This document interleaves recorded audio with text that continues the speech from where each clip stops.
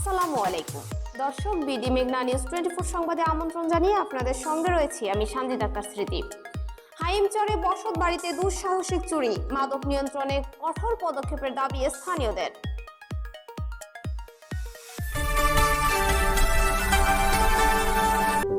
BD মেঘনা news 24। শুনছিলেন সংবাদ শিরোনাম, এবার বিস্তারিত। চাঁদপুরের হাইমচর উপজেলার 6 নং চর ভৈরবী ইউনিয়নের একটি বসত বাড়িতে দুঃসাহসিক চুরির ঘটনায় এলাকায় চাঞ্চল্যের সৃষ্টি হয়েছে। স্থানীয়রা দ্রুত অপরাধীদের গ্রেফতার এবং মাদক নির্মূলে কঠোর অভিযানের দাবি জানিয়েছেন। ভুক্তভোগী মোহাম্মদ আবুল হোসেন প্রধানিয়া চর ভৈরবী ইউনিয়ন যুবদলের সহসভাপতি ও 7 নং ওয়ার্ডের বাসিন্দা। দীর্ঘদিন ঢাকায় ব্যবসা করার পর স্থায়ীভাবে নিজ গ্রামে ফিরে আসেন। নতুন বাড়ির নির্মাণ কাজ শেষ না হওয়ায় তিনি বড় ভাই আব্দুল কাদের প্রধানিয়ার বাড়িতে পরিবারের সঙ্গে অবস্থান করছিলেন। অভিযোগ রয়েছে, গভীর রাতে দুর্বৃত্তরা ঘরে ঢুকে নগদ 49,000 টাকা, প্রায় 6 ভরি স্বর্ণালংকার এবং 4টি মোবাইল ফোন চুরি করে নিয়ে যায়।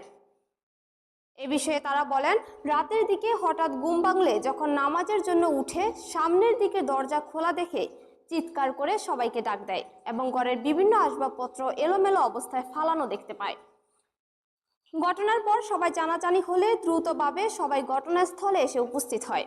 এই বিষয়ে 8 নং ওয়ার্ড ইউপি সদস্য দাদন প্রধানিয়া, মোহাম্মদ আনোয়ার হোসেন, আলমগীর হোসেন প্রধানিয়া, মোহাম্মদ মাহমুদ আলী ব্যাপারী সহ এলাকাবাসী বলেন, এই ধরনের ঘটনায় এলাকায় চাঞ্চল্যের সৃষ্টি হয়েছে। তারা বলেন, এলাকায় চুরি, ছিনতাই সহ বিভিন্ন অপরাধ বাড়ছে এবং এর অন্যতম কারণ মাদকের বিস্তার। স্থানীয়দের দাবি, ঘটনার সুষ্ঠু তদন্ত করে জড়িতদের দ্রুত আইনের আওতায় আনা, নিয়মিত পুলিশ টহল জোরদার এবং মাদক ব্যবসায়ীদের বিরুদ্ধে কঠোর অভিযান পরিচালনা করা হোক। একই সঙ্গে একটি নিরাপদ, মাদকমুক্ত ও অপরাধমুক্ত সমাজ গড়ে তুলতে প্রশাসন, জনপ্রতিনিধি এবং জনসাধারণের সমন্বিত উদ্যোগের আহ্বান জানান তারা। আমি দীর্ঘ 10 বছর প্রবাসে থাকার পরে ঢাকাতে 8 বছর ব্যবসা করি, দীর্ঘ 18 বছর আমি নিজের গ্রামের বাইরে। আমি গত বুধবার দিন 1 তারিখ স্থায়ী বসবাসের জন্য আমি গ্রামের বাড়িতে চলে আসি। সেখানে আমার বাড়ি নির্মাণ কাজ অসমাপ্ত থাকে। আমার বড় ভাই আব্দুল কাদের প্রধানিয়ার বাড়িতে আমি রাত্রি যাপনের উদ্দেশ্যে আমি আমার মা এবং আমার ওয়াইফ সহকারে সেখানে আসি। সেখানে আমার ওয়াইফের সাথে থাকা লাগেজে স্বর্ণ অলংকার এবং আমার নগদ টাকা এবং কি আমার 4টি সেট মোবাইল সেট নিয়ে যায়। ঘরে শীত দিয়ে চুরি করে এবং আমার ঘরের দরজা ওপেন করে সেখান থেকে আমার মালামালগুলা ডাকাতির উদ্দেশ্যে আসে। সেখান থেকে টাকা পয়সা, স্বর্ণ অলংকার, যা আমার 6 ভরি স্বর্ণ আমি প্রবাস থেকে এনেছিলাম এবং আমার 4টি মোবাইল সেট এবং কি নগদ টাকা 49,000 টাকা নিয়ে যায়। আমাকে নিঃস্ব করার জন্য এবং আর্থিকভাবে দুর্বল করার জন্য আমার ঘরের চুরি উদ্দেশ্য প্রণোদিতভাবে আগে থেকে ওত পেতে থাকা চোরগুলো আমার বাড়িতে চুরি এবং শীত দিয়ে চুরি করে আমার মালামালগুলো নিয়ে যায়। আমি প্রশাসনের সুদৃষ্টি কামনা করছি। চাঁদপুর 3 আসনের মাননীয় সংসদ সদস্য শেখ ফরিদ আহমেদ মানিক ভাইয়ের সুদৃষ্টি কামনা করছি, যাতে আমি আমার চুরি হয়ে যাওয়া মালগুলা ফেরত পাই। আমি সকলের সুদৃষ্টি কামনা করছি। 8 নং ওয়ার্ড, আমি মোহাম্মদ দাদন প্রধানিয়া, এই ওয়ার্ডের ইউপি সদস্য। আমার চাচাতো ভাই আব্দুল কাদের প্রধানিয়ার বাড়ি আমার একই বসত বাড়ি। তার ছোট ভাই 7 নং ওয়ার্ডে একটি বসত বাড়ি করিতেছে, বসত বাড়ি করিয়া আসিতেছে এবং বসত বাড়িতে সে ঢাকাতে বসবাস বড় ব্যবসায়ী সে বাড়িতে বসবাস করার জন্য লাকেজ নিয়ে তার ওয়াইফ, ছেলে, সন্তান নিয়ে বড় ভাইয়ের বাড়িতে রাত্রিতে জীবনযাপন করে।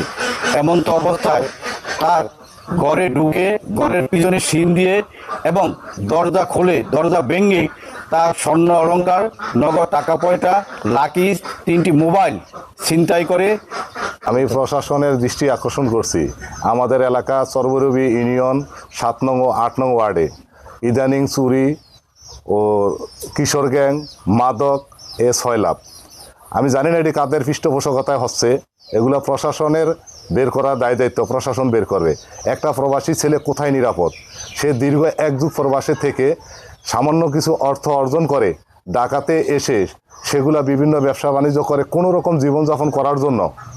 যখন জীবনযাত্রার সাথে খরচের ব্যয় মিলাতে না পেরে সে পুনরায় গ্রামের বাড়িতে ফিরে আসে যেদিন, সেদিনেই তার রাত্রে তার জীবনের সমস্ত সঞ্চয়ের 1/3 চুরি করে নিয়ে যাওয়া হয় এবং আমরা চাই এগুলো অতি দ্রুত প্রশাসনের মাধ্যমে এগুলোকে উদ্ধার করে তার স্বাভাবিক জীবনযাপন যে করতে পারে সেটা প্রশাসনের দৃষ্টি আকর্ষণ করছি।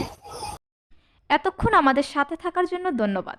নতুন নতুন সকল ধরনের সংবাদ সবার আগে পেতে আমাদের BDMN24 ফেসবুক পেজটি ফলো দিয়ে লাইক, কমেন্ট, শেয়ার করুন এবং বিডি মেঘনা নিউজ 24 ইউটিউব চ্যানেলটি সাবস্ক্রাইব করুন।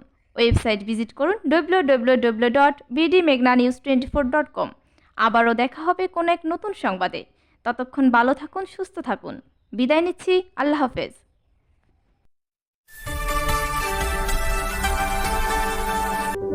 BD Meghna News 24